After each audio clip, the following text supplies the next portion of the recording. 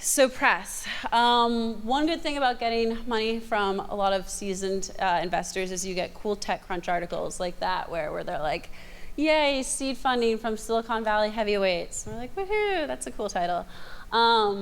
People always want to know about press because we seem to get a lot of it somehow. How important is it? Honestly, it's not that important. Press isn't going to help you raise money. It's not a measurement of success. But press can help improve other KPIs, key performance indicators. It helps build brand awareness and establish you as a thought leader in your space. So the way that we've gotten a lot of press is that we systematically release data to journalists through PR and through a very cheap publicist, so that people can understand what we have that we can put out there, and what sort of insights we have into the college process and career process and differences there. That's my awesome co-founder Steph on Fox News. She usually does these speeches. I hate public speaking. Press, though, something to kind of stay aware of is that there's also bad press. So when we were releasing all these data points, one thing that we looked at with the tens of thousands of application files in our database is students who applied to Harvard and Stanford, how did their applications differ?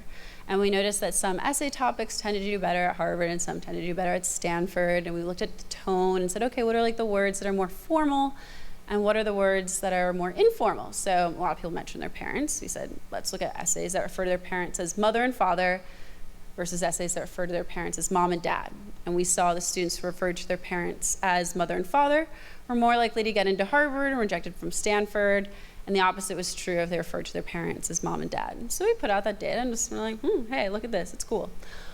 This is what resulted. I mean, we didn't come up with any of these titles, but it drew a lot of crazy attention last summer, where my favorite is, if you got into Harvard, your college essay was probably pretty sad. It was like, bummer. It's like, I guess none of my kids will ever go to Harvard now with this attached to my name. But yeah, so interesting press. It also attracted a lot of criticism from college consultants, who are one of our main indirect competitors. College consultants fear admitsy as a market disruptor. They worry that all of the data that we're sharing could push them out of the space the same way that travel agents were replaced by data aggregators, TripAdvisor, and Kayak. They've come after us in a few other articles. They've even claimed that colleges were going to shoot us down based on plagiarism concerns. So we were like, oh crap, I don't know, I don't think they will, but let's find out. We started talking to college admissions officers. What we learned from them was actually they were more worried about students plagiarizing off of the college consultants, having the consultants write the essays for them. And what the colleges wanted to know was, how can they use our company to connect with potential applicants and candidates?